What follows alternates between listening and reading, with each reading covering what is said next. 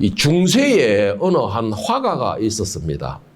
정말 자부심을 가지고 열심히 그림을 그리는 이 화가였는데, 그런데 사람들한테 그렇게 큰 인정을 받지는 못했던 화가예요.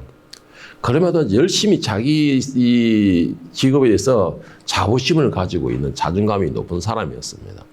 자, 그런데 이 사람이 평생을 소망하는 꿈이 하나가 있었습니다. 그게 뭐냐면 바로 예수님의 만찬인 최후의 만찬을 그려보는 것이 평생의 소망이고 꿈이었습니다.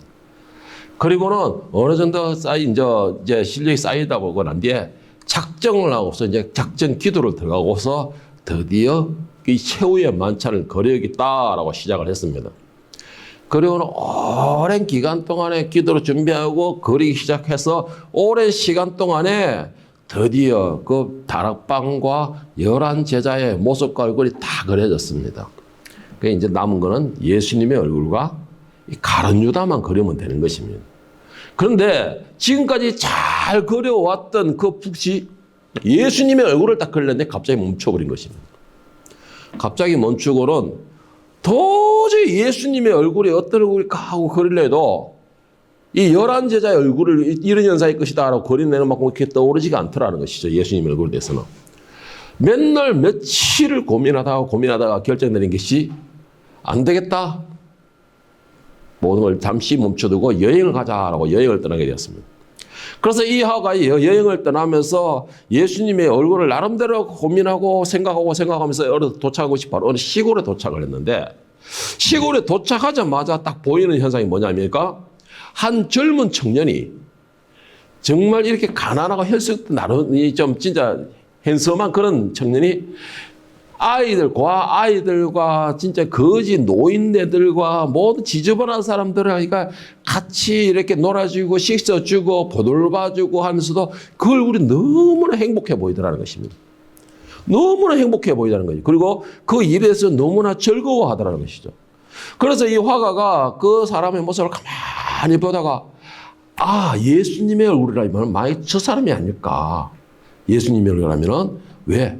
예수님께서는 가난한 사람들과 어려운 사람들과 병든 자들이 같이 있으면서 그들과 함께 오바시고 그들을 돌봐주셨듯이 이 청년이 그런 현상을 하고 있으니까 예수님 얼굴 한번 저 사람이 올 것이다 라고 확신을 하고서는 가서 그 청년에게 도움을 구했습니다. 사정 이야기를 하고 도움을 구하니까 이 청년이 밝게 웃으면서 흔쾌히 모델이 되어주기로 했답니다.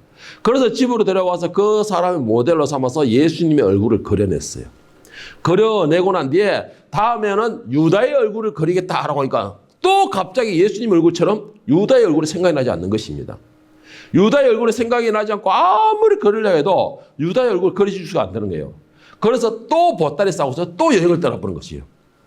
또 여행을 떠나가지고 한참을 여행을 떠나는데 어느 또 시골 마을에 도착했습니다.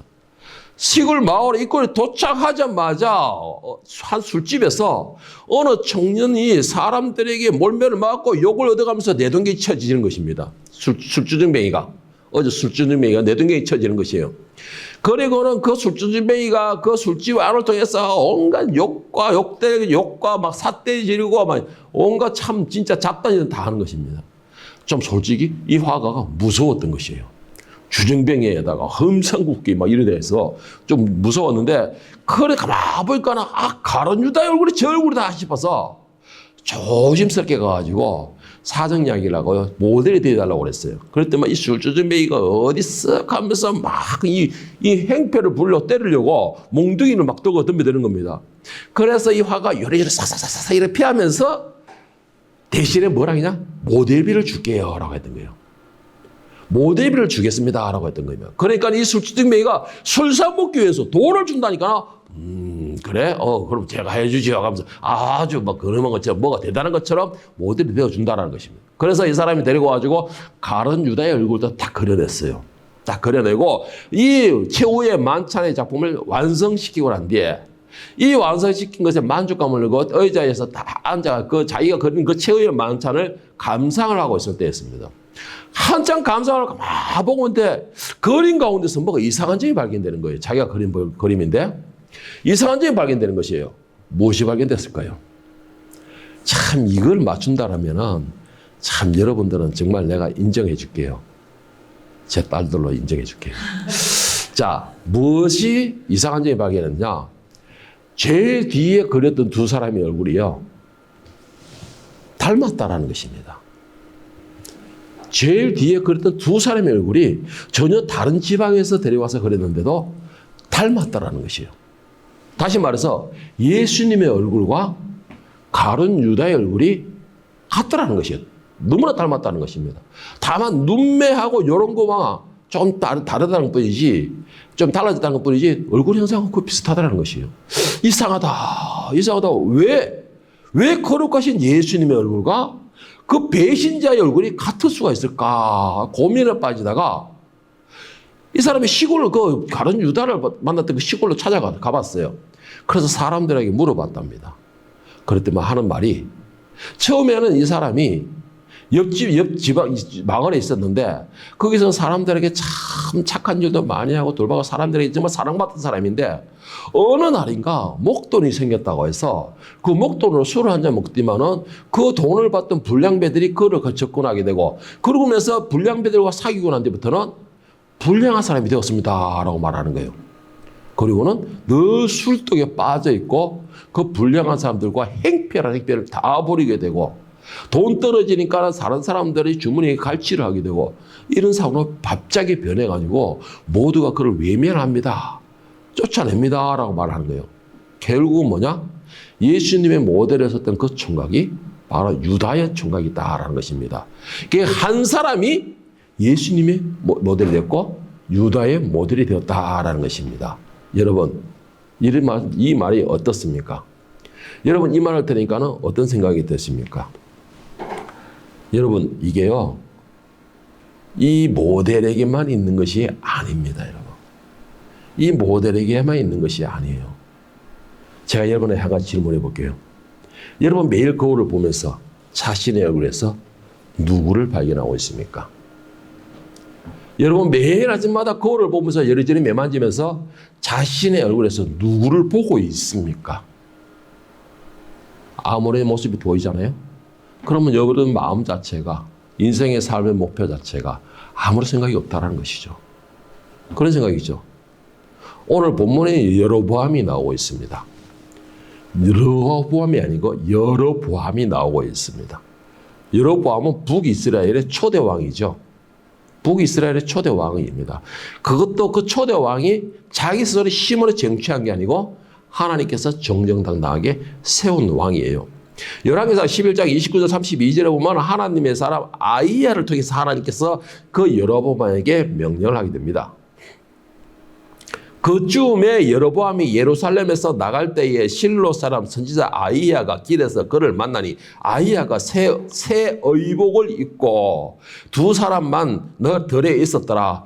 아이야가 자기가 입은 새 옷을 12조각으로 찢고 여로보암에게 이르되 너는 10조각을 가지라. 이스라엘의 하나님 여호와의 말씀이 내가 이 나라를 솔로몬의 손에서 찢어 빼앗아 10지파를 너에게 주고 오직 내 종 다윗을 위하여 이스라엘 모든 지파 중에서 택한 성읍 예루살렘을 위하여 한 지파를 솔로몬에게 주리라.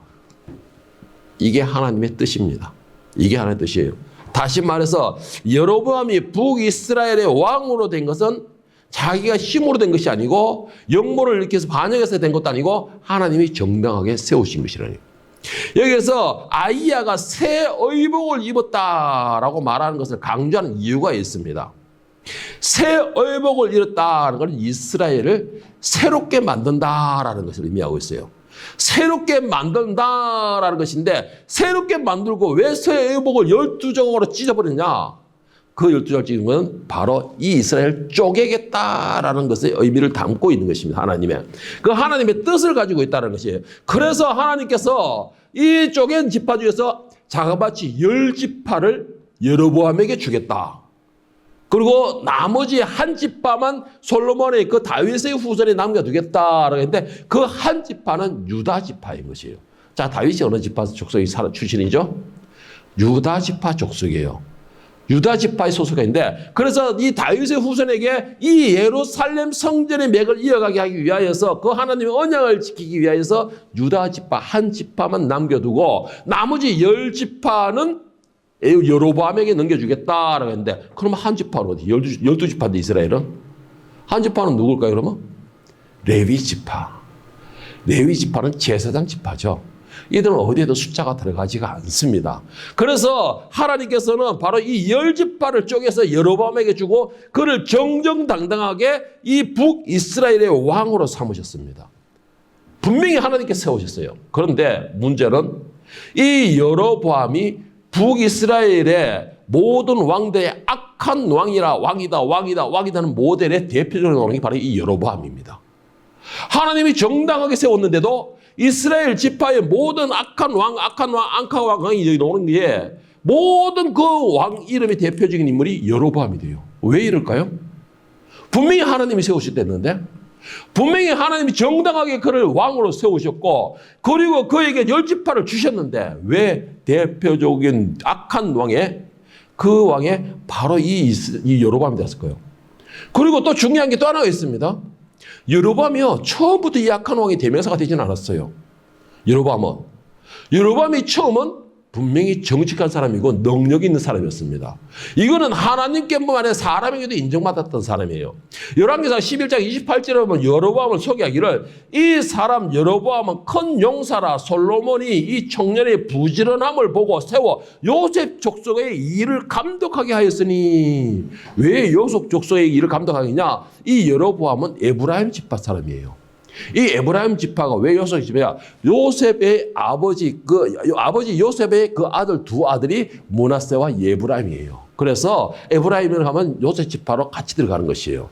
자, 그런데 이 요셉 지파, 에브라임의 요셉 지파에서 이 여로보암이 있었고 여로보암은 그의 능력과 그의 지혜와 그의 성실함이 하나님께만 인정받는 게 인간인 솔로몬에게도 인정받았다는. 그러니까 사람과 하늘에서 같이 인정받았던 사람으로 정직한 사람이었습니다.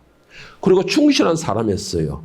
그런데도 이 사람이 어떻게 하다가 악한 왕의 대명사가 되어버렸고 어떻게 하다가 이 사람이 하나님을 대적하는 사람이 되었고 어떻게 하다가 이 사람이 북이스라엘 전체가 죄악에 물들어서 결국은 나중에 그 후손에 가가지고는 이 이스라엘 자체를 그냥 지도에서 사라지게 만들었을까요? 모든 원인이 이 여로보암부터 시작됩니다. 여로보암부터 시작돼요. 여로보암이 아까 처음 말씀드렸지만 여로보암 분명히 처음 시작할 때는 하나님께 인정받은 사람이었습니다. 그래서 하나님이 세웠던 사람이에요. 원인이 과연 무엇이길래 여로보암 본인뿐만 아니라 백성들까지 대대로 저주 아래 놓이고 결국 나라를 아예 통째로 사라지게 만들었냐. 열왕기상 27장 32절에 보면은 자, 만일 이 백성이 예루살렘에 있는 여호와의 성전에 제사를 드리고자 하여 올라가면 이 백성의 마음에 유다 왕 된 그들의 주 여로보암에게 돌아가서 나를 죽이고 유다 왕 르호보암에게로 돌아가리라 하고, 자 27절에 이 말씀이 무슨 말이냐 하면은 여로보암이 하나님의 은혜를 인하여서 10개 지파가 두드러져 북이스라엘을 세우고 왕으로 올라선 다음의 이야기입니다. 왕으로 올라서고 다음이에요. 그러니까 이 기간이 올라서고 얼마 안 됐을 때라는 것이죠. 그때에 지금 나온 것이 바로 27절 여로보암의 마음입니다, 이게. 자, 28절에 다시 보면은 이에 계획하고 두 금송아지를 만들고 무리에게 말하기를 너희가 다시는 예루살렘에 올라갈 것이 없도다. 이스라엘아, 이는 너희를 애굽 땅에서 인도하여 올린 너희의 신들이라 하고 하나는 베델에 두고 하나는 단에 둔지라. 이 일이 죄가 되었으니 이는 백성들이 단까지 가서 그 하나에게 경배함이더라. 그가 또 산당들을 짓고 레위 자손들이 아닌 백성으로 제사장을 삼고 8째 날 곧 그달 15째 날로 절기를 정하여 유다의 절기와 비슷하게 하고 제단에 올라가되 베델에서 그와 같이 행하여 그가 만든 금송아지에게 제사를 드렸으며 그가 지은 산당의 제사들을 베델에 세웠더라. 한마디로 말하면요, 이게 한마디로 말하면은 여로보암이 아예 그냥 작정을 하고서 모두가 다 우상에 끌고 갔다는 것이에요. 자, 그런데 이 여로보암이, 이 유대인들은 하나님이 정하신 절기가 있죠. 비록 나라는 정해졌지만 그 지파의 뿌리는 다 아브라함의 후손에서 모세에게 받은 율법을 지켜야 되는 거예요. 그러니까 북이스라엘에 있다 하더라도 그들이 제사를 지내려면 어디로 가야 돼요? 예루살렘으로 올라가야 돼요. 예루살렘으로 올라가야 돼요. 거기서 하나님 명령이기 때문에. 자, 그러니까는 이 여로보암이 가만 보고 있어요. 예루살렘 다 올라갔다가 안 내려오구나. 거기서 현혹이 돼서 무기도 쏠리면 자기가 위험하겠다 생각이 드는 거예요. 한마디로 인간의 생각이 들어간 것입니다. 여기서. 인간의 생각이 들어간 것이에요. 그래서 생각한 것이 뭐냐면은 베델과 단에 세웠다 했어요. 이 베델과 단이 뭐냐면 성산이에요. 전 거룩한 성산이에요. 거룩한 산. 거룩한 산인데 거룩한 성산, 하나님이 정하신 거룩한 산에다가 금송아지를 만들고 이스라엘아 봐라 너희가 예루살렘까지 올라갈 필요 없다. 이것이 바로 너희를 애굽 땅에서 인도했던 하나님이다 라고 가르친 겁니다. 그러니까 백성들이 왕이 그렇게 하니까 예루살렘 안 올라가는 거예요. 차라리 자기에 가까운 베델이나 단에 가서 그 금송아지 앞에 제사를 드리는 것입니다. 그리고 또 한 가지가 있어요. 하나님께서는 제단의 제사장으로서 레위 지파를 세웠습니다. 그런데 여로보암은 하나님의 그 율법까지도 무시해버렸어. 레위 지파가 아니고 일반 사람으로 하다못해 송아지 한 마리 갖다 주면은 그 사람 제사시키는 거예요. 누구 하고 싶다 하면 그 사람 제사시키는 겁니다. 여로보암이 한마디로 해서 하나님의 율법과 하나님의 제사장과 하나님의 모든 권위를 싸그리 다 무시해버린 겁니다. 싸그리 다 무시해버린 것이에요. 그러니까 한마디로 따지면 하나님을 대적하는 대적자 위치에 서게 된 거예요. 스스로가.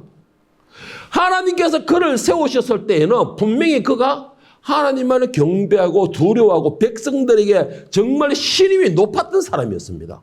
그래서 이 솔로몬이 죽고 솔로몬의 후예자인 아들이 르호보암이 올라왔을 때에 이 르호보암을 찾아갔을 때에 백성들 장로들과 함께 대표적인 인물이 여로보암이 같이 앞장서 갔던 것입니다. 왜? 그만큼 사람들의 신임이 있었고 하나님께도 인정받았기 때문에.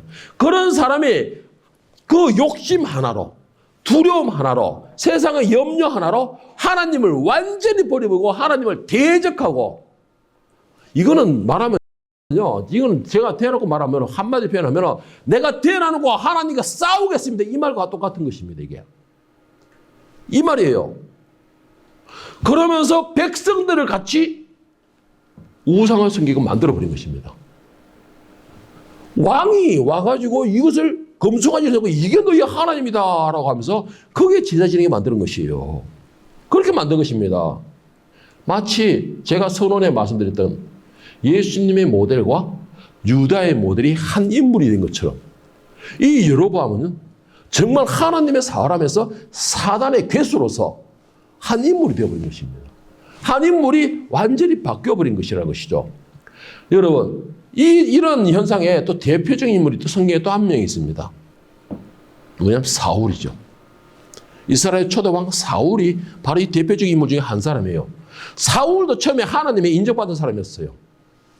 그래서 그가 하나님으로 통해서 이스라엘 초대 왕으로서 세움을 받았습니다. 그는 처음에 너무나 겸손한 사람이었어요. 겸손한 사람으로서 하나님이 모든 백성 앞에서 이를 왕으로 세운다라고 지명할 때 그 부끄러움에 그 덩치 큰 사람이 짐구렁이 뒤에 숨었다라고 나올 정도로 부끄러움도 많고 내성적이면서도 하나님께 인정받는 겸손한 사람이었습니다. 그러는 사울이 갑자기 그가 왕으로 세워지게 할 때 돌변을 해버렸어요. 돌변을 해버리고 하나님 말씀을 정면적으로 불순종하고 그 말씀을 전면에 대적하고 하나님을 버리는 데까지 이르게 됩니다. 자, 사무엘상 13장 9절에 14절에 보면 사울의 모습이 나오는데 사울이 이르되 번제와 화목제를 이리로 가져오라 하여 번제를 드렸더니 번제 드리기를 마치자 사무엘이 온지라 사울이 나가 맞으며 무난하며 43절 보면 사무엘이 사울에게 이르되 왕이 망령되이 행하였도다 왕의 하나님 여호와께서 왕에게 내리신 명령을 지키지 아니하였도다. 그리하였더라면 여호와께서 이스라엘 위에 왕의 나라를 영원히 세우셨거늘 지금은 왕의 나라가 길지 못할 것이라 여호와께서 왕에게 명하신 바를 왕이 지키지 아니하였으므로 여호와께서 그의 마음에 맞는 사람을 구하여 여호와께서 그의 백성으로 지도자를 삼으셨느니라 하고. 자, 여러분 이 말씀을요, 이 사울의 이 말씀 뭘 말이냐면 사울이 왕이 되고 사무엘에게 책만 듣고 블레셋이 쳐들어오는데 블레셋이 쳐들어와서 이 사무엘이 기다리라 내가 가서 세 살 지내주겠다 하나님께 먼저 보고를 하겠다라고 했는데 7일이 지나도 안 오는 게요. 그러니까 이 군사들이 자꾸 떠나는 것입니다. 그러니까 사무엘이 인간의 생각이 들어간 거예요. 두려움이 들어간 것입니다. 그래서 번제만 드리면 되지 않느냐, 제사만 드리면 되지 않느냐, 그래가지고 지가 와가지고 번제를 드리는 거예요. 제사를 드리는 거예요. 자, 이때까지만 해도 율법이 철저한 시대였습니다. 다시 말해서 이 제사의 주도는 바로 제사장이 해야 되는 것이에요. 그러니까 다시 말해서 이 제사를 드리고 네 늦게 오든 일찍 오든 전쟁 중에 하든 어쨌든 제사의 주도는 사무엘이 있다는 것입니다. 그런데 그 두려움에 사울이 제사를 지낸 것이에요. 그리고 난 뒤에 지금 사무엘이 책망하는 것에 대하여 이 사울이 이 변명을 하는 거예요. 변명을 하는 것이에요. 자, 여러분, 여기서 제가 여러분에게 한 가지 물어보겠습니다. 여로보암도 사울도 모두가 한 인물입니다. 그런데 시작은 정말로 선하게 하나님께 인정받는 사람이었어요. 사울도 인정받는 사람이었습니다. 하나님께도 인정받는 사람이었어요. 그래서 그들이 왕으로 최고 위치에 세워졌습니다. 그런데 한순간에 그들이 세워졌을 때 한순간에 돌변해 버렸어요. 그리고는 둘 다 한꺼번에 하나님을 대적하는 사람들. 그런데 하나님을 자기만 대적하면 괜찮아요. 자기만 대적하면 괜찮아. 그런데 자기 주변을 하여금 전부 다 대적하는 대적자 위치로 만들어버렸어요. 여러분, 왜 그랬을까요? 왜 그렇게 됐을까요?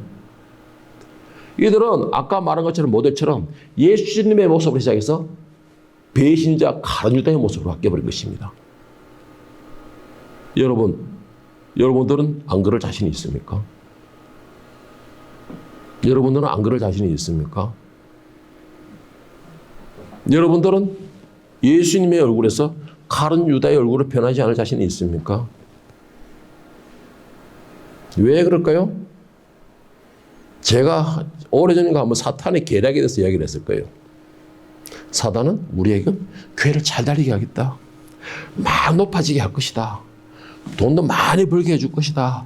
막 세워지게 할 것이다. 사랑받게 해줄 것이다. 그들이 존경받게 해줄 것이다. 요즘 사탄의 계략이 이렇게 바뀌었다고. 그런데 왜 그렇게 하느냐? 인간의 본성이 높아지고 세워지고 사랑받게 되고 존경받게 되니까는 교만이 들어가게 돼요. 교만이 들어가게 됩니다. 여러분, 이거 정말 통곡하면서 두려워해야 돼요. 이거 정말 이거 통곡하면서 두려워해야 됩니다. 여로보암과 사울의 공통점이 뭔지 아세요? 부끄럽고 겸손하고 숨었던 사람들이 왕으로 세워지고 난 뒤에 높여지고 난 뒤에 사랑받고 난 뒤에 모두의 추앙을 받고 난 뒤에 권력을 잡고 난 뒤에 이들이 그 권력을 유지하기 위하여서 그 권력을 휘두르기 위하여서 하나님을 대적한 것이에요. 왜? 하나님은 겸손하라. 하나님은 말씀을 들어라.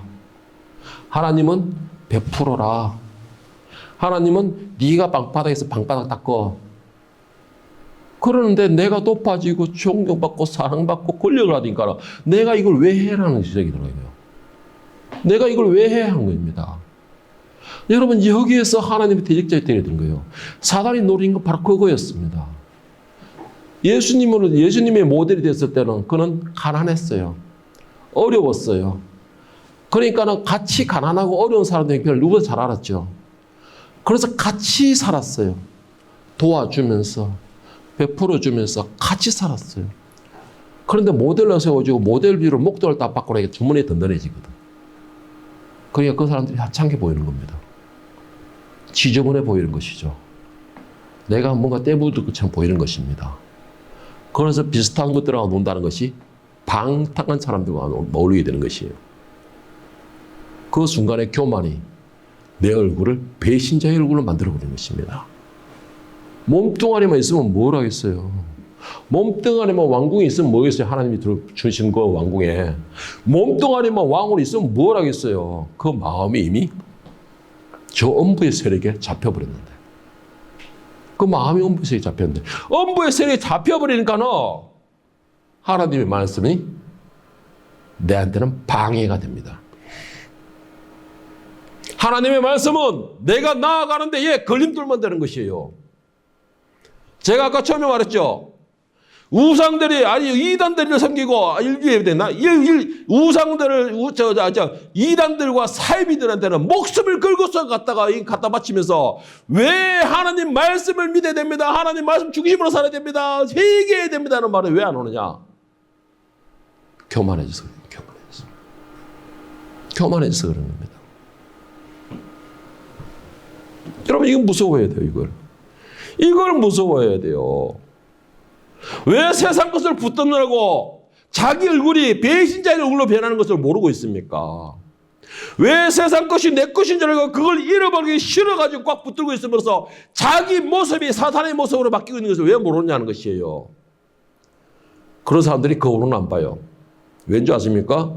자기 얼굴을 변하는 걸 자기도 알거든. 보이거든. 그러면 고쳐야 되지 않습니까? 인정하기 싫거든.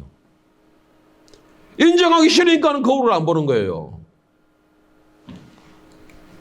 디모데전서 6장 10절에 보면은 말씀하신 게 뭐냐 봐서 내가 돈을 사랑함이 일만 악의 뿌리가 되나니 이것을 탐내는 자들은 미혹을 받아 믿음에서 떠나 많은 근심으로 자기를 찔렀도다. 돈을 사랑하는 말이 일만 악이 되니 명예를 사랑하는 것이 일만 악이 되니 내가 권력을 사랑하는 것이 일만 악이 되나니 내가 물질을 사랑하는 것이 모든 일만 악의 뿌리가 되나니 근심으로 자기를 찔렀도다. 세상 것을 사랑하고 세상 것을 쫓아가니까는 여로보암이 하나님의 사랑받고 인정받은 사람이 하나님의 대적자가 되어버렸어요. 모든 악한 왕이 여로보암과 같더라 했던 거예요. 모든 악한 왕들이 여로보암과 같더라. 여로보암이 처음에는 예수님의 형상으로서 모델에 서서 정말 아름다운 모습이 되었는데 그가 왕으로 세워지고 뭐가 들어오고 나니까는 바로 가룟 유다의 얼굴로 배신자의 얼굴로 바뀌어버린 것이죠. 모두가 한 사람에게서 있었던 것입니다. 한 사람에게서. 그 여로보암이 어디까지 대적하게 되느냐. 그래도 하나님께서 세우신 왕이었기 때문에 하나님은 그를 사랑하셨어요. 그래서 경고와 경고의 징조까지 주셨습니다. 그 선지자들을 통해서 여로보암이 경고를 하셨고 그리고 회개를 종용했고 그 하나님이 주신 메시지라는 증거까지 징조까지 주셨습니다. 그런데도 그는 그거를 인정하지 않고 오히려 그 말씀을 전하는 그 선지자를 위협까지 하게 돼요. 오늘 열왕기상 13장 3절 5절에 보면 이 하나님의 경고와 그 징조에 대해서 말씀하시는데 여로보암이 어떻게 했느냐라는 게 나옵니다. 자, 그날에 그가 징조를 들어 이르되 이는 여호와께서 말씀하신 징조라 제단이 갈라지며 그 위에 있는 재가 쏟아지리라 하며 여로보암 왕이 하나님의 사람 베델에 있는 제단을 향하여 외쳐 말함을 들을 때에 제단에서 손을 펴서 그를 잡으라 하더라. 그를 향하여 편 손이 말라 다시 거두지 못하며 하나님의 사람이 여호와의 말씀으로 보인 징조대로 제단이 갈라지며 재가 제단에서 쏟아진지라. 하나님이 그 경고의 징조까지 보내주셨고 그 하나님의 말씀에 대적하는 것에 대한 제한까지 주셨지만 이 여로보암은 깨닫지를 못했어요. 회개하지를 못했어요. 오히려 하나님의 말씀을 더 대적하고 하나님의 말씀을 무시하는 것까지 이루게 된 겁니다. 여러분, 세상의 욕심은요 하나님을 버리게 합니다. 세상의 욕심은요 하나님의 말씀을 대적하는 씨앗이 되게 해요. 교만은 하나님과의 관계를 무시해버리는 아주 악한 그런 이 죄 중에서도 죄예요. 그래서 하나님은 교만한 것을 제일 싫어한다고 하신 것입니다. 사울도 그렇고 여로보암도 그렇고 교만해서 이렇게 된 것입니다. 아까 그 모델도 겸손한 게 아니고 돈이 들어있고 교만이 들어간 것이에요. 교만은요 판단력을 제대로 하지 못하게 만들어요. 교만은 사람들에게서 하나님의 말씀을 거부하게 만들어요. 교만은 그를 향한 정책에 대해서는 아주 날카롭게 대적하게 만드는 것이죠. 인정하지 않게 만드는 것입니다. 교만이라는 것은. 그리고 교만은 내가 대적하지 않더라도 무시해버려요. 자기랑 경고나 자기를 향한 이 징계의 책망의 말에 대해서 완전히 무시해버려요. 듣지 않는다는 것이죠. 교만이 그 정도로 위험합니다. 그 교만이 어디서 나와요? 세상의 욕심에서 나오는 것입니다. 세상의 욕심은 아주 다양합니다. 사랑받고 싶고 세상에 사랑받고 싶은 거, 세상의 물질, 세상의 명예, 세상에서 세워지는 거, 세상에 인정받는 거, 세상에서 존경받는 거, 세상에서 사랑받는 거, 모든 것이 다 교만의 씨앗이 되어버려요. 그렇다고 여러분 받지 말라는 게 아닙니다. 하나님 주시는데 할렐루야 해야죠. 하나님께서 세우시는데 할렐루야 해야죠. 저는 간절히 부탁드리고 있어요. 세워지세요. 많이 가지세요. 많이 누리세요. 하나님이 주시는 건데 누려야죠. 다윗과 같이 누려야죠. 솔로몬과 같이 지혜를 얻어야죠. 다만 솔로몬도 그렇고 모든 사람들이 누리고 세워질 때에 더 겸손하십시오. 더 고개를 숙여야 됩니다. 그래야지만이 처음 여러분들에게서 예수님의 모습이 그대로 끝까지 예수님의 모습으로 얼굴을 가질 수 있는 것이에요. 거기서 변해서 교만이 들어가고 세상에 가서 욕심을 내게 되면 그때부터는 내 얼굴이 예수님의 모습에서 가룟 유다 배신자의 모습으로 바뀌어버리는 것입니다. 가룟 유다의 배신자의 모습으로 바뀌어버리는 것이에요. 여러분 보세요. 세워지고 왕으로 세워지고 높여지고 권력을 가지게 되니까는 하나님의 말씀을 전면적으로 대적해 버리잖아요. 하나님도 없어요, 지한테는. 이게 여러분만 그런 줄 아십니까?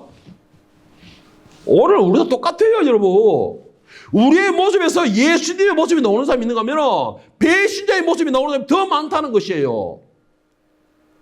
그런데 자기 얼굴이 배신자라는 것은 몰라요. 왜요? 아까도 말했죠? 교만하고 그런 사람들은 거울 안 봐요. 두렵거든, 자기가 봐도. 그러니까 자기 모습이 예수님의 모습이 아니고 모두가 질타하는 배신자의 모습인 것도 모른다는 것이에요. 그래서 스스로가 멸망에 빠지는 것입니다. 이거는요, 오늘 여러분만 그런 게 아닙니다. 서울만 그런 거 아니에요. 다시 말씀드릴게요. 여러분 마음에 새겨야 됩니다. 오늘 저와 여러분들도 거울을 보지 않고 내 자신을 보지 못한다면 여러분 자신도 모르게 배신자의 얼굴로 돼 있을 거예요. 그 배신자의 얼굴을 하고서는 내가 아무리 마라나타 아무리 불러봤자 그 오시는 예수님을 영접할 수 없어요. 왜? 예수님이 여러분을 모른다 할 겁니다. 아니, 예수님이 나를 모른다 할 거예요. 왜? 예수님이 찾는 것은 자기 얼굴을 찾거든요. 예수님의 얼굴을 찾고 있습니다. 그런데 예수님의 얼굴인 줄 알고 찾으러 왔는데 웬걸 나를 판 사람의 얼굴이야. 저주받은 얼굴이에요. 어떡할래요, 여러분? 어떡할래요? 그때는 이미 일부 예배 그랬죠? 기회는 지나갔어요. 기회는 지나가 버렸어요. 제발 부탁드리는 거, 사랑받고 있습니까? 아멘. 존경받고 있습니까? 아멘. 인정받고 있습니까? 세워지고 있습니까? 아멘. 조심하세요. 아멘. 두려워하세요, 제발. 아멘. 그리고 그럴 때일수록 나를 더 자주 보세요. 아멘. 뭘로 보느냐? 말씀으로 보세요. 말씀으로 보세요. 그리고 여러분이 보는 거울, 그것도 무시하지 마세요, 여러분. 저는 분명히 여러분께 몇 번 들었어요. 사람이 그 마음 먹게 돼서 얼굴이 바뀐다고 그랬어요, 저는. 진짜 얼굴 바뀝니다. 그래서 거울도 보세요. 그리고 내 영혼의 거울인 말씀도 보세요. 수시로 점검하세요. 내 얼굴이 눈매가 바뀌지 않았나? 얼굴이 바뀌지 않았나? 내 얼굴 전번에 예수님 영상처럼 참 아름다웠는데 예수님 영상처럼 빛이 났는데 내 빛 어디 갔어? 촛불한테 비치야죠, 그러면. 촛불한테 비치야죠. 그리고 징조를 준다. 징조. 여러분, 하나님 말씀의 징조. 말씀을 따를 때 내 마음에 아픔이 옵니까? 감동이 옵니까? 찔림이 옵니까? 아픔이 막 쓰립니까? 그러면은요, 그 징조가 바로 여러분에게 주는 징조예요. 그런 징조가 있을 때에 그 말씀을 받으세요. 아멘 주여. 아멘 주여. 내가 깨닫습니다, 오늘도. 그리고 내 모난 부분을 수술을 합니다, 오늘도. 받으세요. 그게 여러분들이 거울을 보고서 치유하는 방법이에요. 여러분 이걸 무시해버리고 오늘 여러분과 같이 하나님의 징조까지 무시해버리고 그 징조를 전해주는 하나님의 뜻을 전해주는 종에게까지 위협을 가한다. 어떻게 되는 줄 아십니까? 뽑혀버려요. 계시록 2장에 뭐라 했냐? 계시록 2장 4절에 보면 그러나 너를 책망할 것이나니 너희 처음 사랑을 버렸느니라. 그것을 어디에 잃어버리지 찾자 회복하지 못하면 내가 그 촛대를 뽑아버리리라 했잖아요. 뽑아버리리라 했잖아요. 뽑히고 나면 이미 끝나버린 겁니다. 기회는 영원히 있지 않다 했습니다. 아까 이사야에서 뭐라 했습니까? 너희가 하나님을 만날 때 찾으라. 오늘 저와 여러분의 얼굴은 과연 누구의 얼굴을 하고 있습니까? 매일 거울을 보면서 외모만 보지 말고 외모를 볼 때마다 반드시 자신의 얼굴의 이 영혼의 얼굴도 꼭 확인할 수 있기를 바랍니다. 예수님의 은혜를 입은 사람으로서 예수님의 형상이 나타나지 않고 가룟 유다의 얼굴이 보이지 않는지, 내가 혹시 예수님 형상이 변해서 이 배신자의 얼굴을 하고 나타나지 않는지 꼭 확인할 수 있기를 바랍니다.